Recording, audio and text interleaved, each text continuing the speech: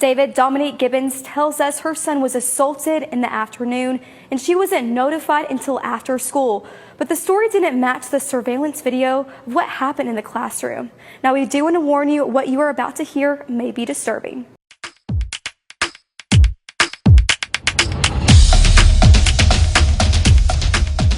Hey Special Family, welcome back to another Fair Use Reaction video. So a mom wants justice because a school employee slapped her autistic son. Baby, I said slap. Let's take a look at the video. David, Dominique Gibbons tells us her son was assaulted in the afternoon and she wasn't notified until after school. But the story didn't match the surveillance video of what happened in the classroom. Now, we do want to warn you, what you are about to hear may be disturbing. Since last year, every time that separate bus pulled into that school, he would throw a fit and he would be upset, and I couldn't figure out what's wrong, and I knew something was wrong. I knew something was wrong. That is the sound of a heartbroken mother, Dominique Gibbons, recalling the events that occurred at Griffith Elementary School on August 19th. The Sequatchie County Sheriff's Office says her son, Leland, a nonverbal student with autism and epilepsy, was assaulted by school employee Holly Condra. There was video of the incident. It's public record in our affidavit that there was a slap. There was what appeared to be a squeezing of the face.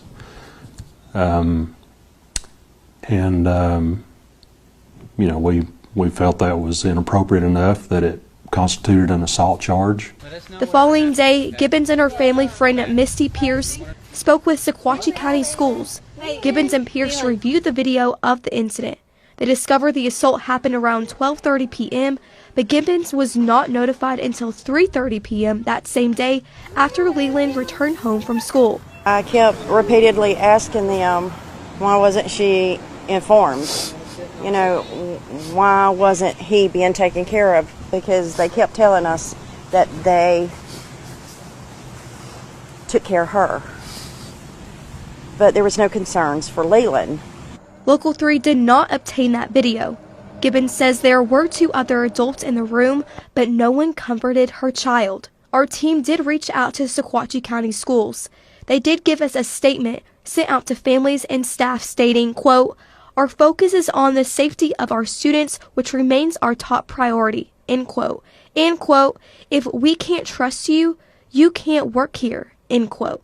Sequatchie County Schools also said they responded to the incident quickly and are appreciative of other staff and law enforcement. Gibbons and Pierce says the school failed Leland. While Gibbons is grateful for the outpour of support from the community, she says this fight isn't over. I have to be his voice. He doesn't have one. I will do everything in my power to get him the justice, and I will do everything in my power to make sure she's not around another kid again, and nobody else has to go through this. And there are many more incidents like this in schools. Let me give you some examples. Smiling in her mugshot, LaKenya Harris charged with injury to a child, the 53-year-old paraprofessional working inside a special needs classroom at Greenville Middle School. The victim, one of her students. That's disgusting. That's gross. Gross behavior. Shouldn't be a teacher. In an arrest warrant affidavit obtained by Fox 4, Greenville ISD police say a parent reached out last week because their nonverbal special education student came home with bruising and scratches without explanation. Some special education children can't properly communicate that. The officer asked what happened. The child, using sign language, gestured, "Teacher."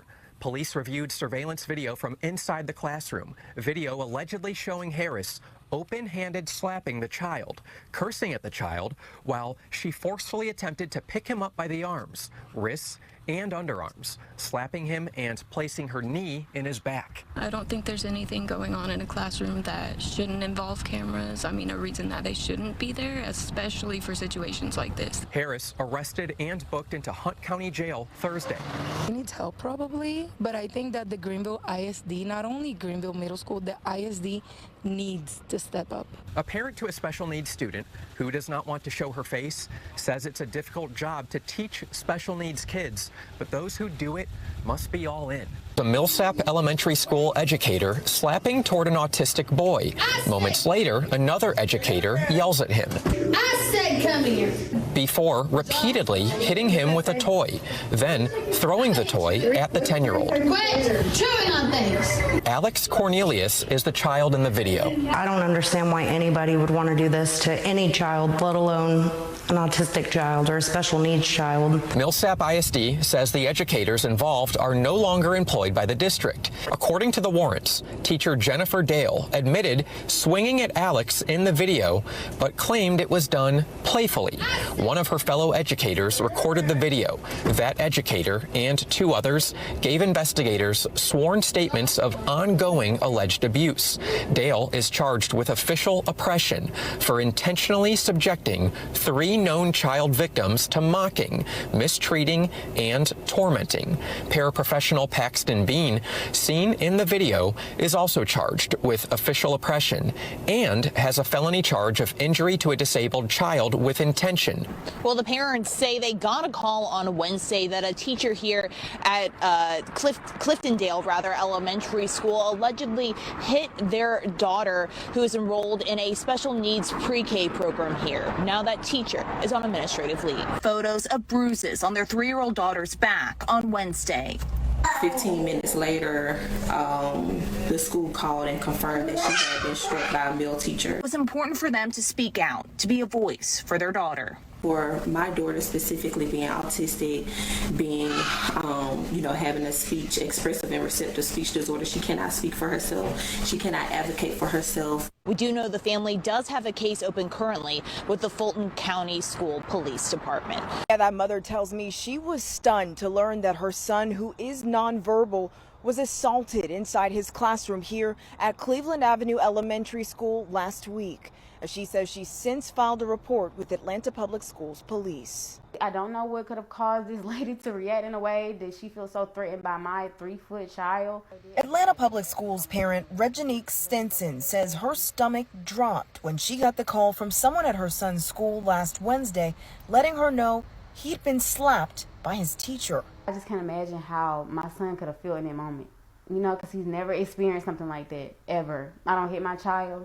Stinson says hours after the incident, she was told her son Gabriel, who has autism, was slapped so hard another teacher heard it and reported it. If my kid was slapped, why am I getting a call at the end of dismissal day? Because I would have liked to remove my son from such a hostile environment. I feel like she definitely took advantage of the fact that he's nonverbal and hitting him because she knows he can't really speak up for himself. APS school officials confirmed both the district's Office of Employee Relations and Atlanta Public Schools Police have opened investigations, but said there was no further information available at this time. Stinson says she still hasn't gotten much detail about what happened, but she's noticed a change in her son's behavior since then. Outside of me dropping him off, my sister would drop him off. She was like, he didn't want to go in his classroom. Like, maybe you should follow up about it. She tells Fox 5 she wants to see better training of teachers dealing with special education children and cameras inside all APS classrooms. Now, it's unclear what that teacher's employment status is at this time, but Stinson says she has since taken her son out of that class and So let this be a lesson that when you think you're doing things behind parents' back, they come to find out. And when they find out, so does the police. Let this be a lesson. Hurt in our most vulnerable community will not go unpunished. If you can't do this job, leave it to someone else who can. Leave that job alone, leave our kids alone, and go do you, go see where you fit in. This is not for you. Or else, if you try to disobey the law or harm our kids, you will go to jail. Catch you in the next one. Bye.